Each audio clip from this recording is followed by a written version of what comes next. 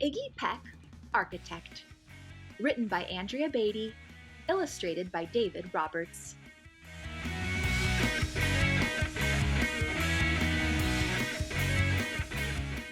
Young Iggy Peck is an architect and has been since he was 2, when he built a great tower in only an hour with nothing but diapers and glue. "Good gracious, Ignatius!" his mother exclaimed. "That's the coolest thing I've ever seen."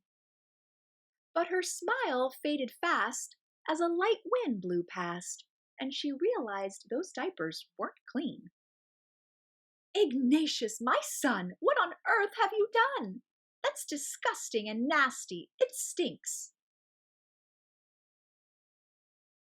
But Iggy was gone. He was out on the lawn, using dirt clods to build a great sphinx.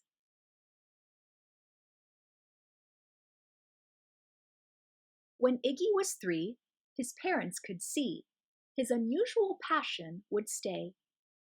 He built churches and chapels from peaches and apples, and temples from modeling clay. At dinner one night, to his father's delight, Iggy got a bright gleam in his eye, and out on the porch built the St. Louis Arch from pancakes and coconut pie. Dear Ig had it made until 2nd grade, when his teacher was Miss Lila Greer. On the very first day, she had this to say: "We do not talk of buildings in here. Gothic or Romanesque, I couldn't care less about buildings, ancient or new." She said in her lecture about architecture that it had no place in grade 2.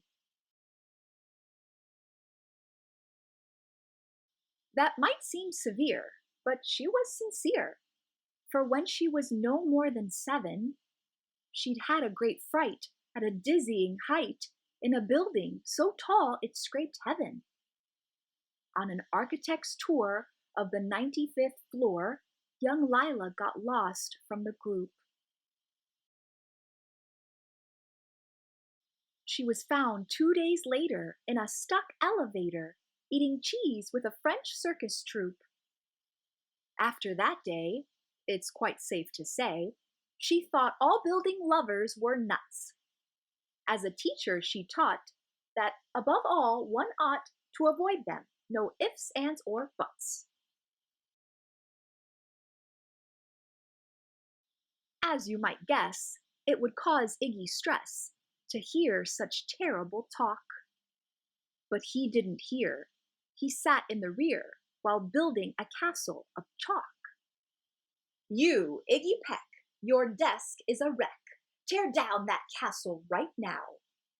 You will not build in here. Is that perfectly clear?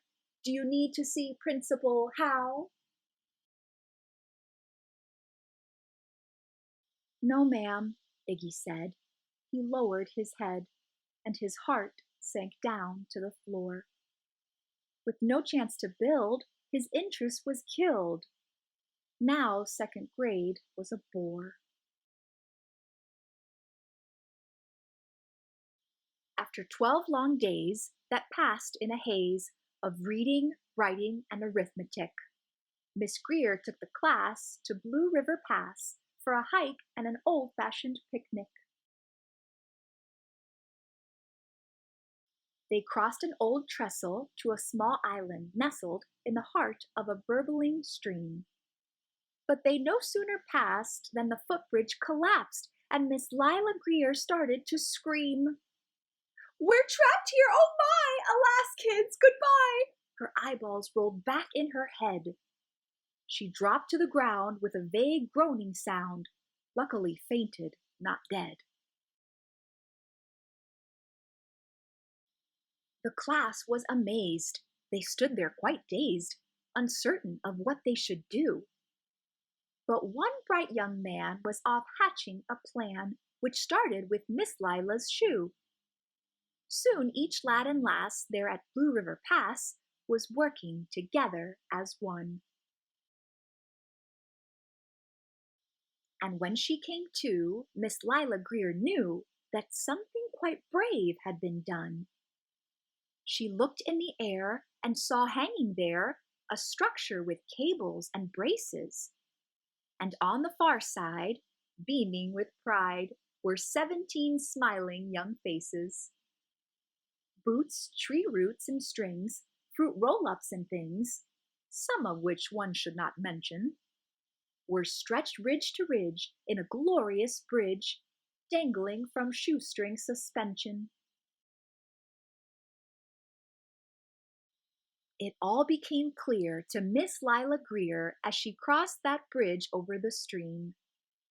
There are worse things to do when you're in grade 2 than to spend your time building a dream.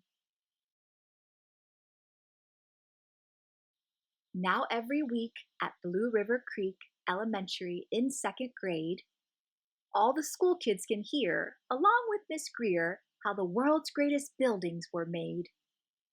The weekly guest speaker in t-shirt and sneakers talks of buildings from Rome to Quebec. Of course, he's the guy who builds towers from pie, that brilliant young man, Iggy Peck. The end. Hope you enjoyed this story read by me, Star. Until next time, keep reading.